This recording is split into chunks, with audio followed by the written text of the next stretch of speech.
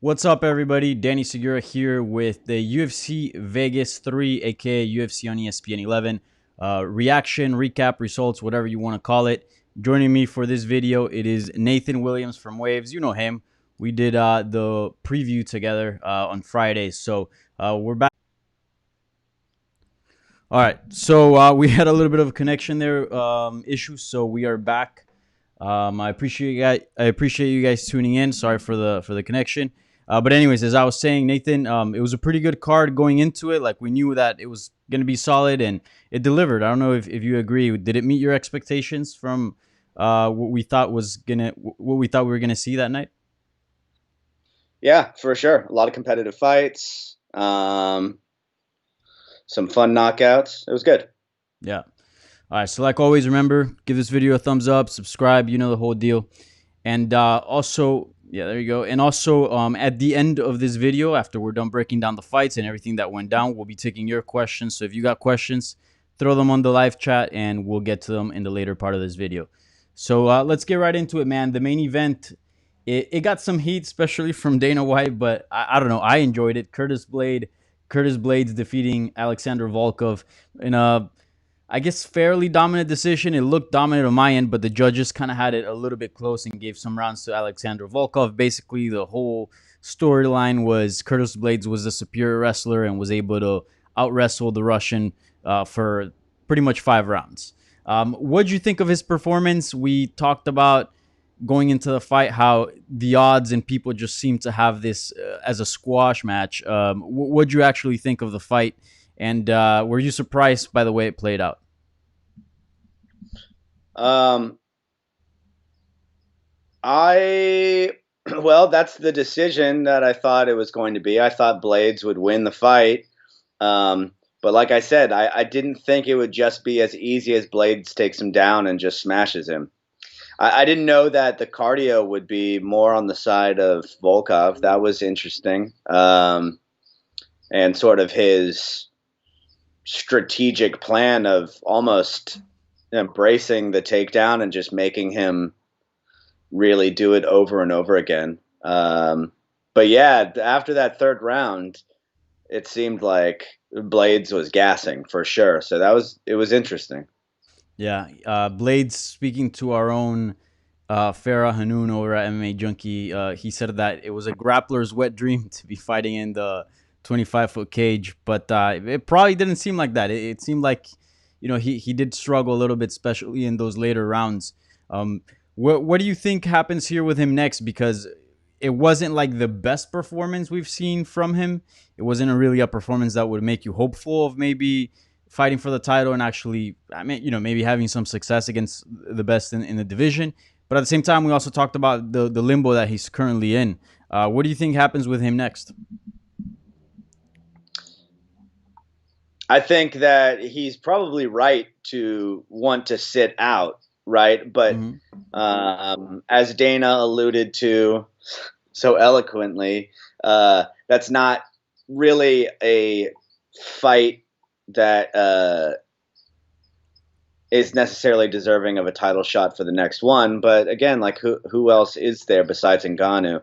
So I don't know. It'll be interesting to see what Blade says. When Dana just talks shit about his fighter sometimes. It's so strange. Yeah, he's the Uh, promoter, right? yeah. I don't know what's next for him. You don't want to take too many of those fights, those in the heavyweight division. It's those chances can come back to bite you. And he's sitting in a good spot right now. I think you just wait and sort of see how the landscape plays out. Yeah, I think that's the move as well. I mean, at this point, he said it himself, like fight who? Like, and as you said, Yeah. like placeholder fights in at heavyweight, they're dangerous. They're dangerous because anything can happen. And although Curtis Blaydes is really good, he's been a victim of power punchers such as Francis Ngannou. So I don't think there's anybody in the heavyweight division quite like Ngannou, but still, a punch can always land and put him out, even if he's the superior fighter. So I agree with you. I think he should wait it out and see what happens with Miocic and Cormier to see if that fight even goes down, and then you know, I mean, he even said it, like there might be some retirements coming out of that fight as well, so that can change the landscape a little bit. So yeah, I think he should wait it out. What'd you make of Dana's criticism? It seemed. Did you think it was fair? Do you think it was warranted? Because it seems he doesn't like Curtis Blaydes all that much. Yeah, he doesn't like Curtis Blaydes. Is his criticism warranted? No, because you're getting in a fight and it's entertainment, right? At the same time, he's promoting the fight. That's what Dana wants him to do. He's saying he's gonna mop the floor with Volkov, and it's a grappler's wet dream, and he's, you have to do that. You also have to believe that. So just because he maybe didn't live up to Dana's expectations, he's still, in my mind, he still won 5 out of 5 rounds. Yeah. Did his gas tank look suspect? Yeah, but like heavyweight, pandemic, quarantine, fucking riots in the streets, like give the guy a break. Yeah, I agree, and I mean a clear. It's really all centered because Curtis Blaydes has kind of been outspoken about, one, the matchmaking of the division, and also like And pay. fighters pay. And if you look at, if you rewind to UFC 248 when Adesanya fought Romero, I mean, let's call it what it is. That fight sucked. It wasn't a great fight. It was super boring. There was very little action. You could argue that there was more action in the Curtis Blaydes Volkov fight than the Romero Adesanya fight, but if you look at his post-fight comments regarding Adesanya, he knew it wasn't a great performance, but he was still bringing him up. He was still saying, like, that's how you fight Romero. Like, you got everything to lose here. You got to be careful. But certainly doesn't apply to Curtis Blaydes. So you wonder how much those criticisms regarding like fighters' pay and just promotion in general, how much that that affects Dana White's judgment as far as criticizing his performance or critiquing his performance. But so yeah, it was an interesting performance. Curtis Blaydes picking up a big win, regardless, extending his win streak. Now it is 4 in a row, so that's pretty good. Keeping in mind, obviously, 2 former champions in a row with Volkov and Junior Dos Santos. Did you see anything from Blaydes, like that he could potentially, pose some threats again, or do something different against Ngannou, or even, let's say, Ngannou's not out of the picture, maybe against Stipe or the winner of Stipe Cormier?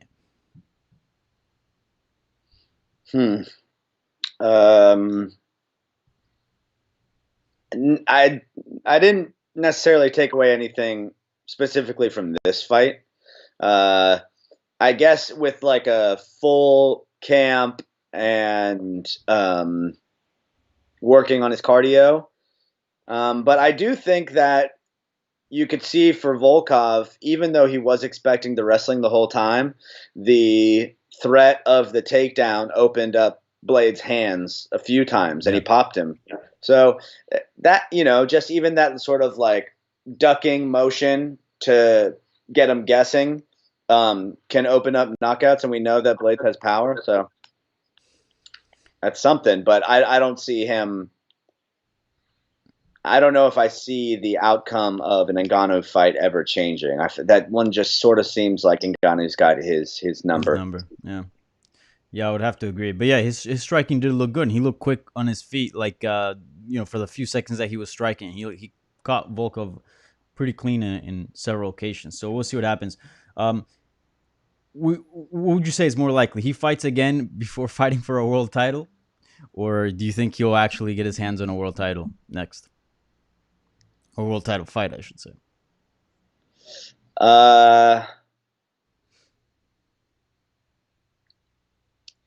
Yeah, it's hard to say. I think Dana is such he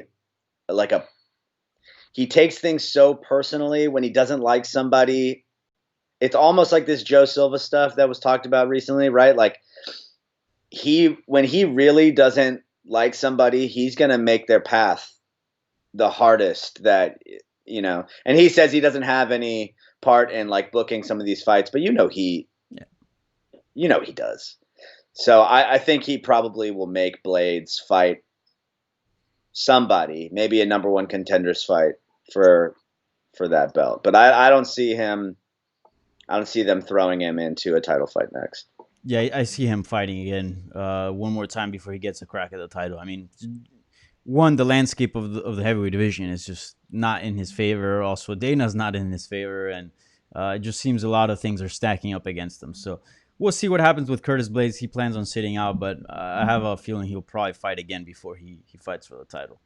Dana should penny it up and pay Jones to come up. That's the fight. That's what rejuvenates and makes the heavyweight division fucking exciting again. Yeah, gives it a second life. We'll see maybe if after the pandemic when ticket sales come back, maybe that'll help help the cost. Yeah, there. he wants Who knows?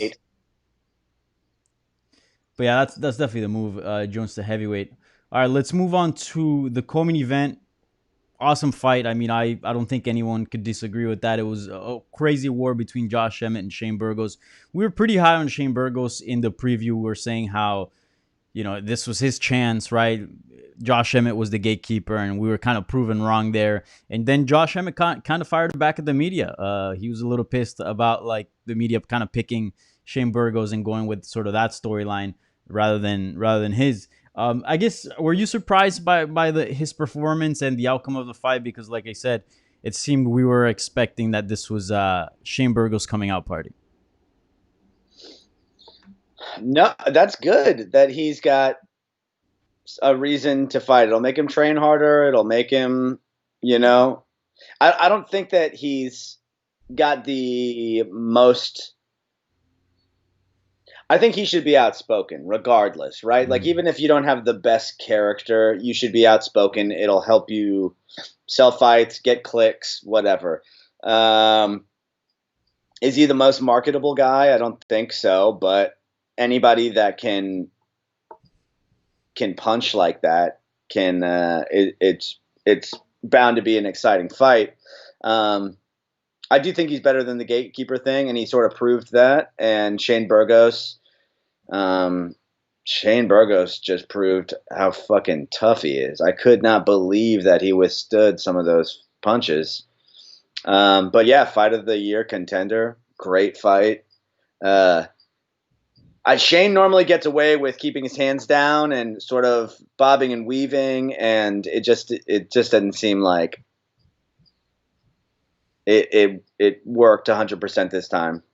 Yeah. I think he obviously proved his toughness, and he's got a fantastic chin, but we also saw some holes in his game. He was getting tagged up a lot, especially by that right hand from Josh Emmett.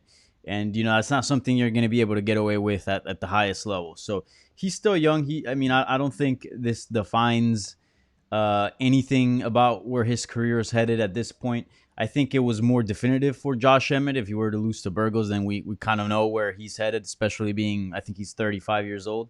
So I think Burgos will be back, and he'll fix those holes that he needs to fill and come back and, and just be a much better fighter, but certainly not ready for the top 5 just yet.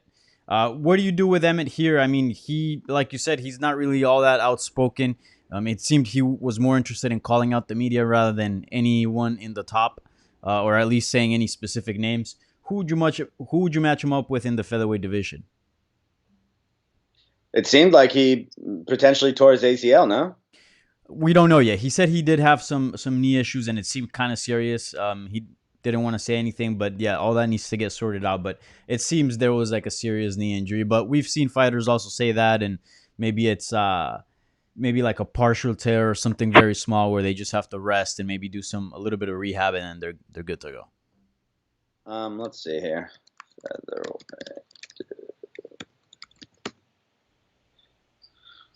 Rankings. Who do you match him up with? So definitely a ranked guy next. Obviously, I think within the top 5, right? And here's the ranking. So obviously, number 1 champion, you got Alexander Volkanovski. Then number 1 contender, Max Holloway. 2, Brian Ortega. 3, Zabit Magomedsharipov. 4, Chen Sun Young. 5, Jay Rodriguez. 6, Kelvin Kattar. 7, Frankie Edgar, who's no longer in the division. And then 8, Josh. Yeah, he said he only wanted to fight up, which I don't blame him. I think that's good, and I think he should try and stand by that. I think he deserves that, and I think the matchmakers will. The way that Dana talked about him too, I think that he's maybe on his side now. Um, the thing with this is like in my mind, people are so high on Zabit, but after watching that last night, like if you put Emmett and Zabit in a cage together, I would put my money on Emmett. You're Hmm. not going to do that obviously because you don't want to take the hype away from Zabit. Maybe Chan Sung Young, I guess. Yeah. And also, the featherweight division is weird because there's been a lot of rumors about fights happening, but they haven't been reported yet, so you don't know who's actually available and who isn't. Um, yeah, but certainly, I mean, certainly a top five. I think you have to do Zabit and Jair Rodriguez. That fight's been teased for however Yeah. many years.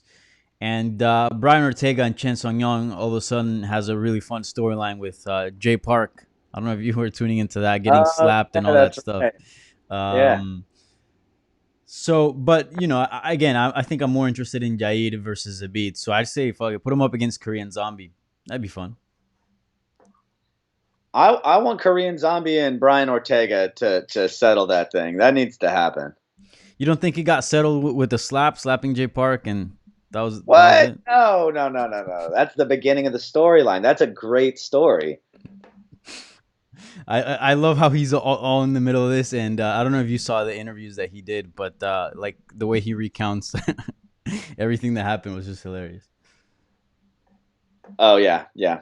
Yeah, Yeah. I would if I was Jay Park, I would just stay out of that one. yeah. Well, I think he did. He was just like the messenger, and that was like his whole thing. He's like, "Yo, I was just translating for Korean Zombie." Right, on the Helwani show. Yeah, I remember that. I mean, it's a good storyline. And it was so good when it happened. I thought maybe they were taking a piece of pro wrestling out and sort of just hyping a fight. And I didn't know if it was real. Hmm. Yeah, no, it's certainly real. Well, we'll see that. I mean, Brian Ortega also. How long has he been trying to come back into MMA? I think for a long time. So I don't know if he's actually.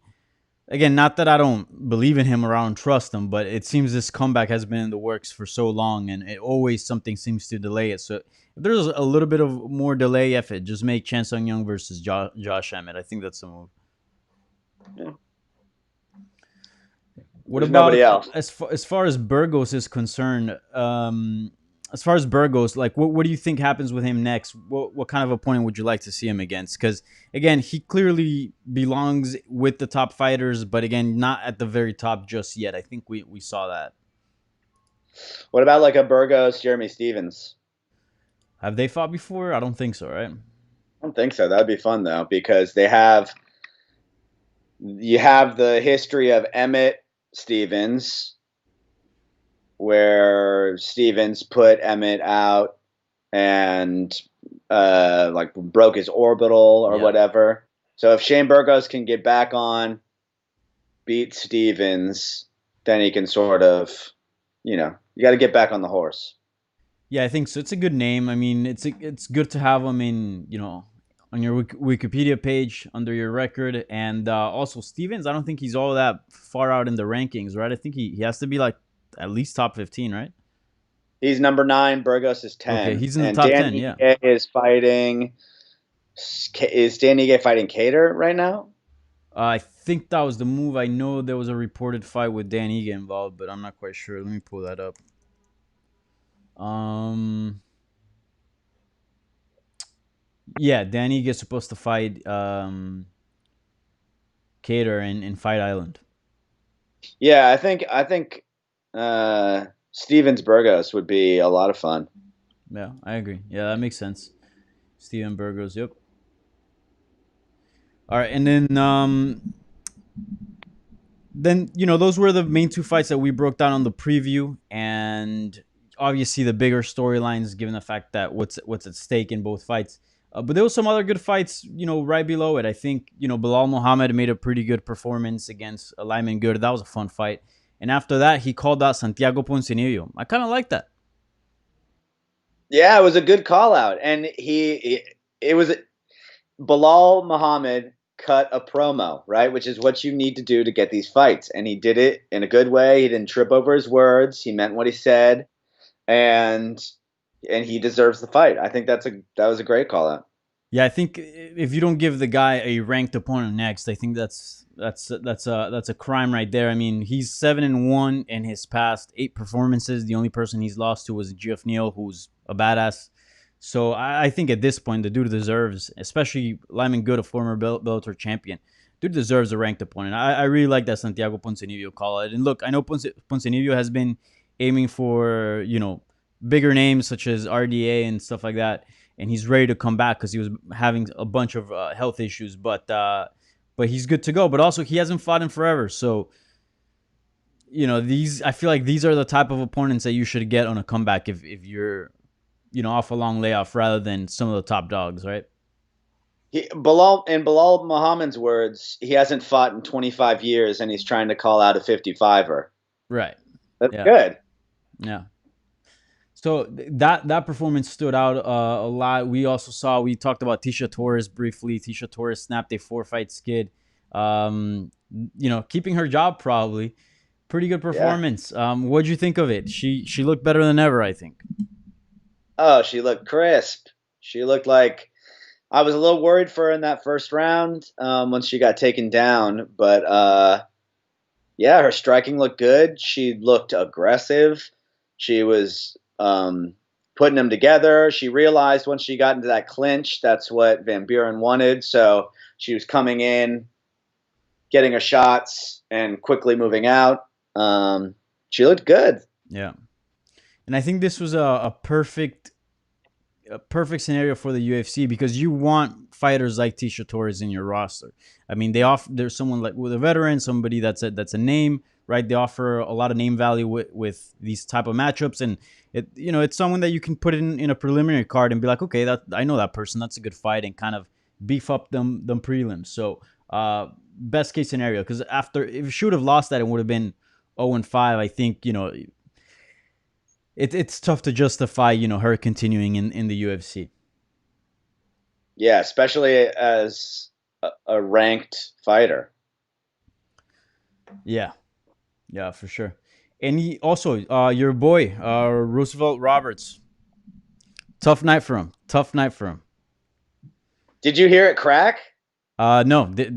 Was there a crack sound? I don't know.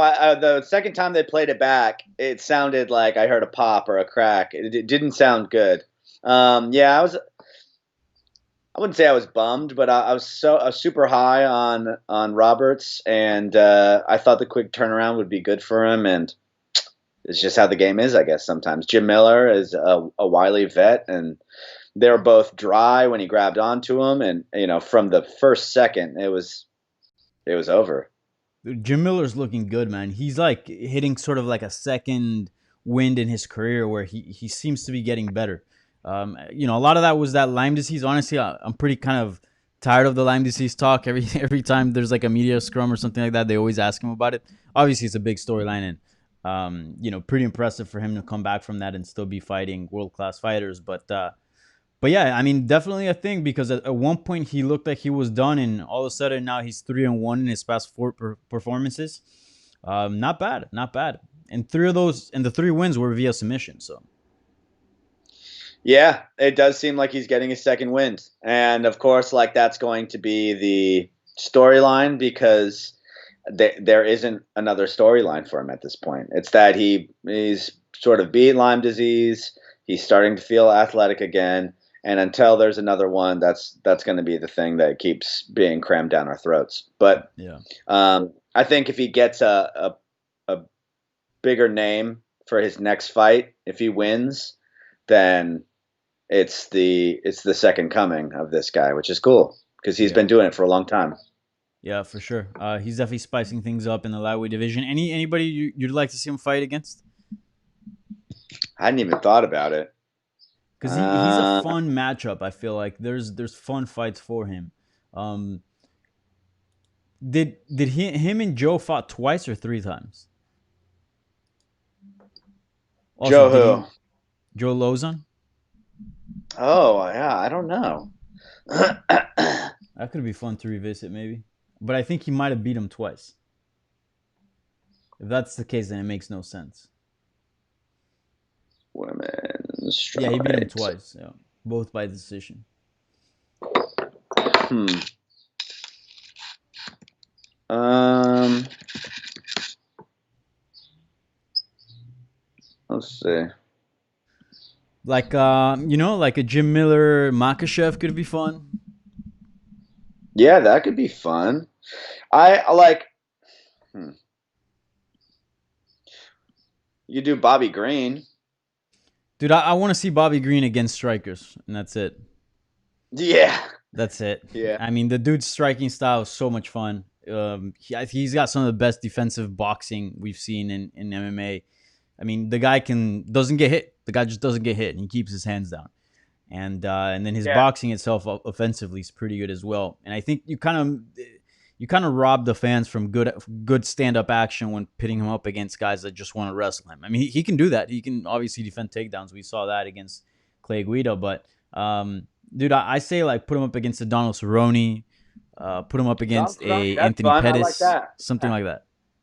Cerrone. That's a good fight. Yeah. I love an old dude fight. Yeah, dude, I'm a huge fan of the Legends division. I'm all for old man fighting. Yeah. All right, so I think those are pretty much like the main stuff. We'll probably get into some other stuff here in the questions. So, reminder, if you want to throw some questions your way, if you want to talk about anything specific that went down on this card, throw it on the live chat and we'll get to it right now. So, this question. Okay, not really exactly about this card, but it has something to do with it. So, Aaron Ramirez asks, is a question for other fight, but Zabit versus Jaid a title contender? You think if they book that fight, the winner fights for the belt? Yeah, right? Yeah, I think so. It's a title eliminator. And something I'd like to see at featherweight, I don't know how you feel, but they need to get the ball rolling. Like this immediate rematch between Holloway and Volkanovski, like that's going to be a good fight. It's going to be fun. It's going to be exciting. But to me, it didn't need to happen. And these type of fights just create like a logjam and kind of make the division a little bit stale. Like I want to see these contenders just start fighting the champion ASAP. These fresh faces. Yeah, I didn't think that fight was all that competitive. I need to go back and watch it again, but I remember thinking that Volkanovski just sort of ran away with that one. Yeah. But I love Holloway. I mean, he's a fan favorite. It's good to keep him around and see if maybe he can turn that one. But yeah, like we got to see where Zabit stands in this and some of these other guys. I want to see them fight the upper echelon.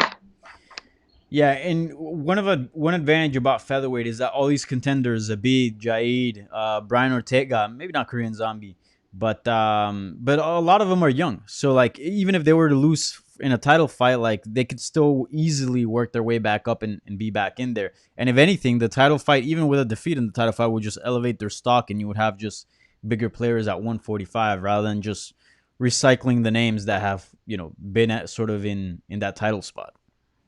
I would keep Korean Zombie in that conversation because although he's not like a young guy per se, just because he's had to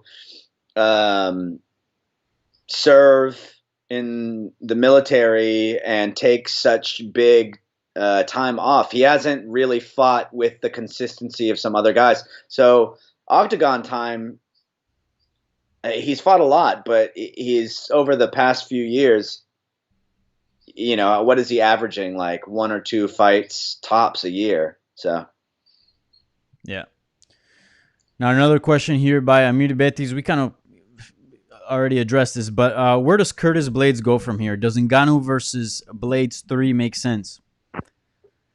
I think Ngannou versus Blaydes 3 can't happen. The only way that it can happen is if Ngannou just happens to be champion. And then there's really no other contender than Blaydes. I think that's the only reason that fight should happen. Like when you literally cannot avoid it.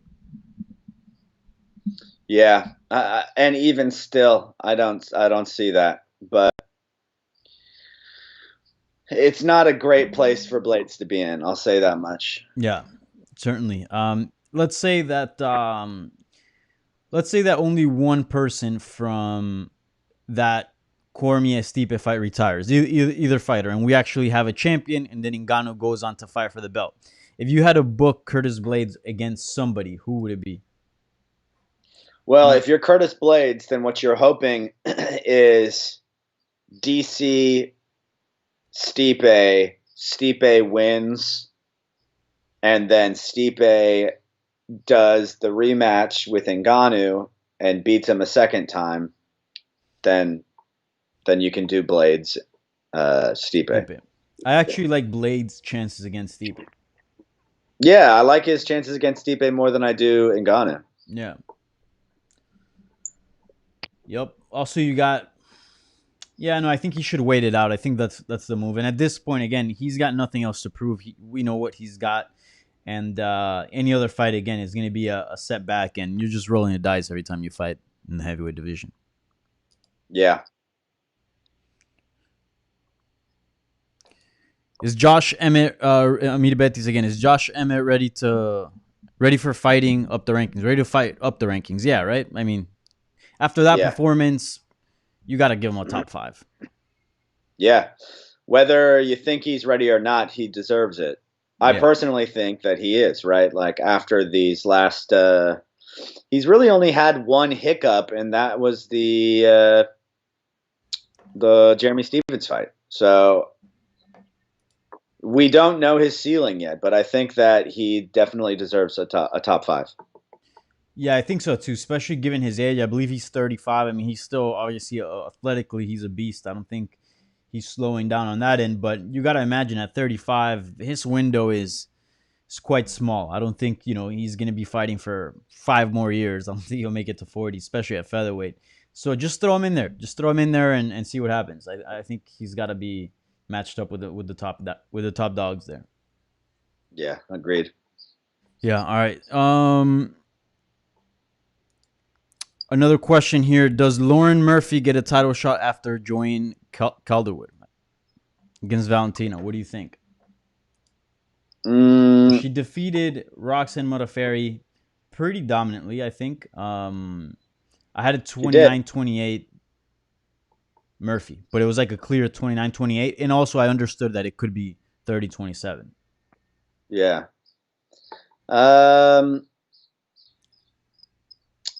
Yeah, I have to look at the division. I know that the puts are up there, and that fight had good implications for the upper part of that division. Does Lauren Murphy get? So Lauren Murphy is currently ranked 7th, but that was prior to fighting Modafferi. Who was ranked what? 6th. 6th. Okay.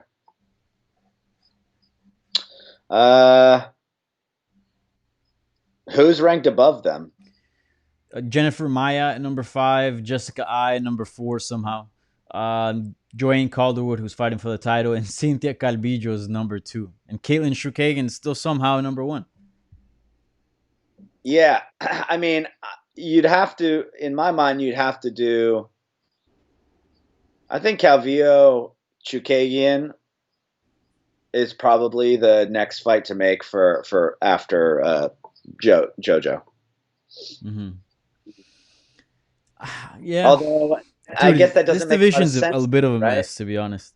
Yeah, because Jukagian just lost to Shevchenko. Yeah. Yeah.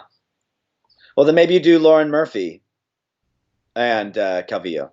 Yeah, I wouldn't hate that. That'd be actually a lot of fun. I think that'd be a good fight. But yeah, we'll see. But yeah, I think Lauren Murphy. What's her win streak? I think she's in a bit of a run, right? 3. Yeah, 3. Let me pull that up. My internet's being really slow right now. Yeah, 3 wins in a row. Last time she lost was against Eubanks, 2018. So 2 years. To Jara Eubanks. Yeah. So yeah, she's got some solid wins, but yeah, if you look at her win streak, Andrea Lee, good win. Mara Romero Borella, solid win. Modafferi, solid win. But yeah, I think she needs like a Caitlin Shukagan. She needs, you know, someone that's at the very top. So I think the Caitlin Shukagan makes sense. Cynthia Calvillo as well. I don't hate it, but I think Cynthia, like, look, any girl that you put up against Valentina Shevchenko is going to be a huge underdog. I think, that's safe to say. But so it kind of just doesn't. Not that it doesn't matter, but it feels like whoever you throw up there is probably going to lose to Shevchenko. Let's be honest. But with Calvillo, it feels like maybe she does deserve a little bit of grooming because I feel like she could offer some things to Shevchenko a little bit. Don't you think? No. Nothing. I mean, out of all the contenders, you don't think she would be like the most? It helps me to sell it to myself, but no, I think Shevchenko is just way too strong for her right now. If Calvillo can get one or two more fights in this division under her belt and get her sort of like physique up. No, that's exactly what I'm saying though. Like, if you had to like groom someone, if you had to groom someone, and let's say you're like in charge of this person's career, you can send them training wherever, give them some time. But if you had to pick somebody between Caitlin Shukagan, Cynthia Calvillo, Jojo Calderwood, Jessica Ai, Jennifer Maia, and Lauren Murphy, who would you pick to have the best chances of beating Shevchenko? Yeah, none of them, I guess. I mean, yeah, Calvillo or probably Calvillo. So I think she needs to have a few fights, a little bit off the rankings, let her body sort of get acclimated to 125, get her experience up a little bit. So yeah, that's why I don't want to see her against like a Lauren Murphy or even a Caitlin Shukagan just yet. You want her to fight down? Yeah, I do. Huh. I think Jessica Ai shouldn't have been the number one contender. I think really she beats like a top 10 fighter. I don't think she beat the number one contender. Yeah, but she's getting pitched as if she is the number one contender. Now she's ranked because of it at 2, which is bullshit. Yeah. But yeah. Fair. But yeah, that division. It's a little messy. Very, very. Let's see. Okay, this was very controversial. Good question here. Glad this got brought up because maybe I wasn't gonna bring it up because kind of forgot about it. So the Nevada Athletic Commission will be investigating Robert Drysdale's corner for Roshkov. I don't know if I pronounced that right. What's your take on Drysdale and what should happen? So to give people some context in case they missed it, to be honest, I didn't watch the fight. I started tuning in with Modafferi and Murphy, but I did catch the end of it and obviously the clips that stemmed out of that. But I got to go back and actually watch the fight, so maybe you can fill me in on this.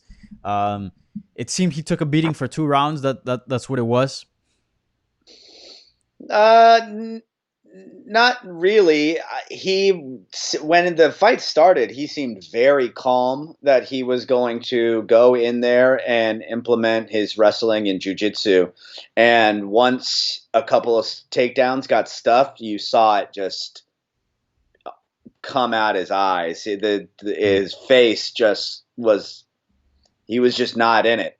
And he came out the second round and just got fucking pieced up. And he didn't have a prayer. He was out of that fight. Goes down, sits on the stool, and just says, I can't do it. Yeah. And yes, you can. Yes, you can. And then he says it like 10 more times. I can't do it. The coach, yes, you can, doesn't listen to him. And then he gets up and the ref says, do you want to fight? He says no.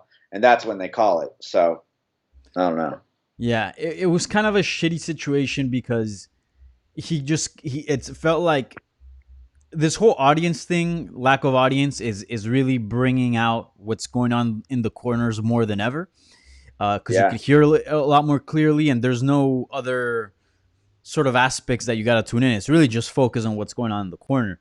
and he was kind of whispering it, right? Like Yeah. because they had to put subtitles on it. When I first was hearing it, I'm like, he's definitely saying something, and it doesn't look positive because he's like looking down, and his spirit is not really there. But he was saying very low, call it, call it, call it. Like he didn't want to be the guy that was like, yo, I'm done. Like just do it for me and throw in the towel. Which I think there's something to that. Like, your corner should be there to not only like protect you from the actual fighting, but also like protect you from, I don't even want to say the public, but like, yeah, protect your ego, protect your ability to step in there. I'm sure tons of fighters like probably don't want to go out there, but they don't want to be quitters. They don't want to be responsible for that. And I think that some of that responsibility should bear on the coach. Did you watch the Bronze Bomber fight, the number 2, second Yeah. fight, DeAndre, Mhm. and so when they threw that towel in, he got the chance to be like, "Why did you do that?" Like blah blah Exactly. blah. Like Yeah. he didn't want to keep fighting either. No matter what anybody says, there's a point where like I'm not coming back from this. I'm getting beat up. He tried multiple times to under his breath because, as you know, you've been an MMA journalist for a long time. Like these fighters have egos, and like they're tough guys, and none of them want to quit. But I think it's better for the kid because he's got 5 professional fights, right? Hmm. Like you've run into your first one that you couldn't get over. Like now you go back to the drawing board. It's, live to fight another day, whatever. Yeah. But there's no sense in going out there for a third round just to get knocked out when you've got nothing left to give. Yeah, no, I agree with that 100%. But my thing was mostly like, and for those that I'm gonna give you a little recommendation here. I don't know if you've tuned into this, but remember like the whole fiasco with Anthony Smith in his corner.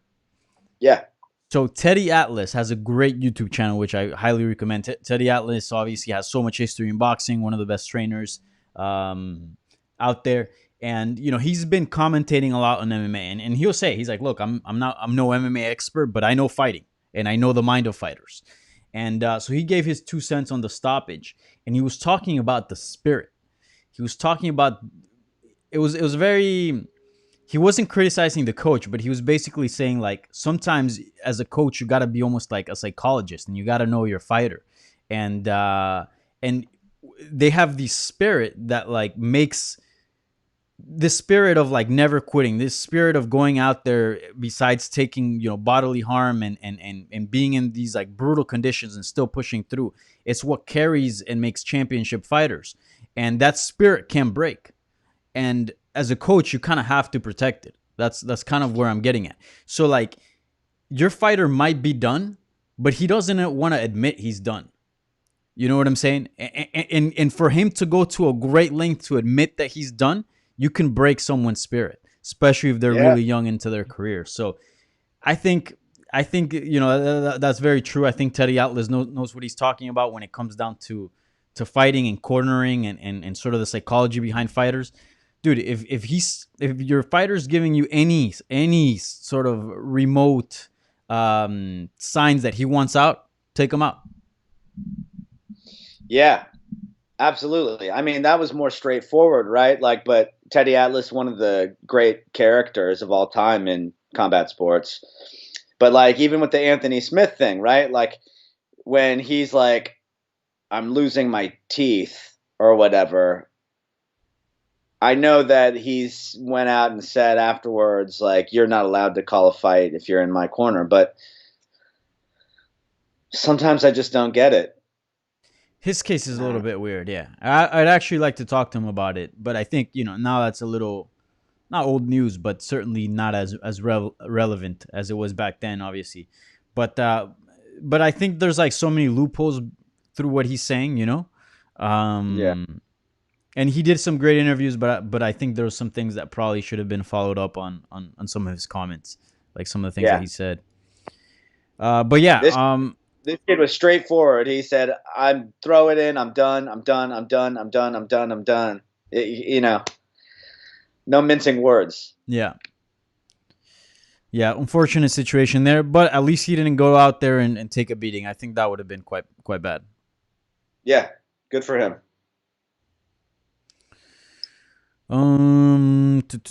Let's see. All right, Marcos Aceves. He asks, "Can we talk about Clay Guida? Do you see him going for a couple more years?" He didn't look bad, right? No, he actually looked better than I thought he would look. Yeah. What would you do with him next? Because I mean, he's obviously older fighter, but he's got obviously a nice name in the division, in the sport. What do you think? What do you think happens with him next? Match him up with another older guy, a Diego Sanchez, something like that. Have they only fought once? That one crazy fight? I think so. You run that one back, that would be a lot of That'd be fun. fun. Yeah. Yeah, I think that's the fight, and it's funny because they replay those highlights all the time, and it's like, dude, that fight was so wild. Like, how do you not run it back? Um, yeah, he's only fought Diego once. Yeah, that would be a lot of fun. And both those guys, I mean, you could just sell it on the highlights of the first fight alone. Yeah, didn't that fight go into the UFC Hall of Fame? No, I think so. am Yeah, I just tripping? like recently, right? Like a few Yeah, years ago. yeah, yeah. That's the fight. That's the fight to make. Diego Sanchez, another guy, kind of like Bobby Green, where I just want to see him against grapplers. That's it. Don't put him up against strikers. It ain't worth it. Like, some of these guys are not gonna climb up the rankings and fight for titles, but just because they can't do that, that doesn't mean they don't have something to offer to the sport, you know? Right. Yeah, I Yeah, think I agree with you. that's a move. Good old Clay Guida. Gray hair, by the way. Right? He's kind of balding a little bit, but he still got it. He's still got it going. Dude, every time I I get respect that, so hanging on to it despite, age yeah, catching up. that's the like 80s 90s pro wrestling vibe. The like just losing it, but you're still like letting it grow out the back to skull it. Yeah. And Marco Aceves actually with a follow-up question. Who do you think will retire first, Clay Guida or Diego Sanchez? uh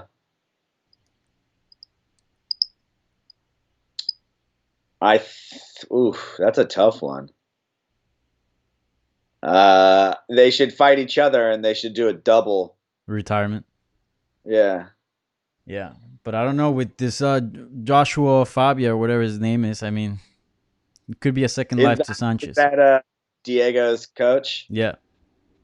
That guy is fucking crazy. Yeah, that guy's nuts. Let's see. I think that was it for Although questions. If I'm a little anybody, bit tight. My shoulder is tight as shit. Maybe I need him to come down and give me some whatever he's giving Diego. Diego seems do the Miyagi. You know that one? yeah, yeah. All right. One last question. If anybody has any more questions, throw them now, or else we'll call it here. But we got one more. Amir Betis, Marion Renault is 43 years old. With all respect, at what point does a fighter give it up? And what's up? And will you watch Holyfield versus Tyson 3 if it happens? I don't think that fight happens. I don't think Tyson fights again. No, but did you see the thing he was tweeting at John Jones? Yeah, it was. I don't take that seriously. I think I take it just as seriously as Chuck Liddell saying he can beat up John Jones and wanting that fight. Marion Renault. It's hard to say when any of these guys actually call it.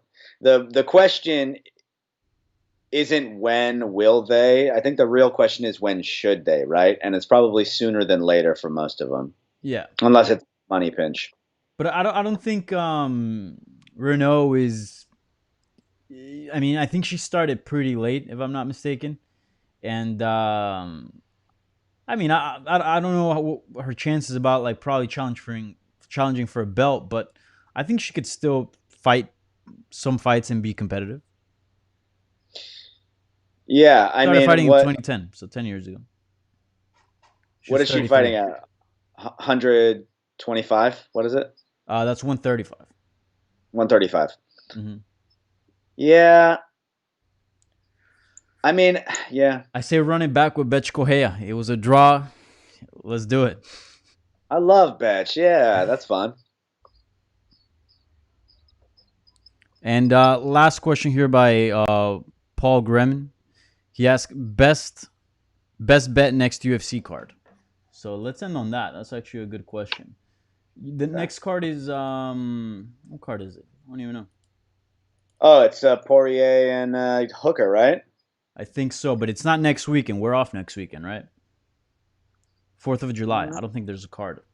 Where is there? Saturday, June 27th, baby. No, it's next week. Oh shit. So then it's after next week, I think, that we're off. Yeah, so it goes from June 27th to July 12th. Yeah, so next card is gonna be pretty fun. Poirier versus Hooker. I love that fight. I think that's a fight that makes complete sense. Glad that Yeah. it was, because for a second it seemed that it wasn't gonna go down, but glad it got rebooked. And then you got Mike Perry versus Mickey Gall, which I love. I think there's certain guys that like they're in these like weird sort of, I don't even know what to call it, like spaces in MMA where they have a good name value, but like I don't know. I'm not saying they're not skilled, but because they are, and they're definitely they've gotten wins in the UFC, but I don't know. This fight just makes sense to me. What, Mickey Gall and Mike Perry? Yeah, It's a lot of fun. I don't know yeah, why that fight's so fun. I yeah. mean, Mike Perry always a lot of fun to watch. Mickey Gall, since he came into the UFC, since he beat Sage Northcutt, you always sort of wondered like when he was going to sort of take off, and it just never happened. Mm-hmm. Um, that's a lot of fun. Perry is a minus 300 underdog right now. Huh. Um, and Dustin Poirier, or no, Perry is a minus Yeah, yeah. 300 favorite. And Poirier is a minus 200 favorite. The Honestly, I lines like on that most Dan of them Hooker. are I like right. that Dan Hooker line. Yeah, that's not bad. I mean, Poirier's got some of the best boxing in that division, but Dan Hooker is storming the castle. So, um, yeah, I'd say Hooker plus 165, and if that goes up, even that's a good bet. Because to Yeah, me, that's a pick'em fight. I think so too. I think so too. Especially like Poirier is coming off, I believe, a hip surgery, if I'm not mistaken, and also a long layoff, so you don't know how he's gonna look. And it seemed all the momentum is on Dan Hooker's side here. Yeah, he's coming off a loss as well. He is, yeah. And also Hooker's coming off fighting someone, I don't want to say like exact same style. I think Paul Felder and Poirier are different, but still a very dangerous striker, and he was able to get by that test. I sort of think Felder won that fight, but yeah, I mean, he went 5 rounds with him. Great fight, and I think momentum is such a big thing in not only MMA and just fight sports in general. And if you're going by that, Hooker's got all the momentum. Yeah, yeah, I would agree. That's a good card.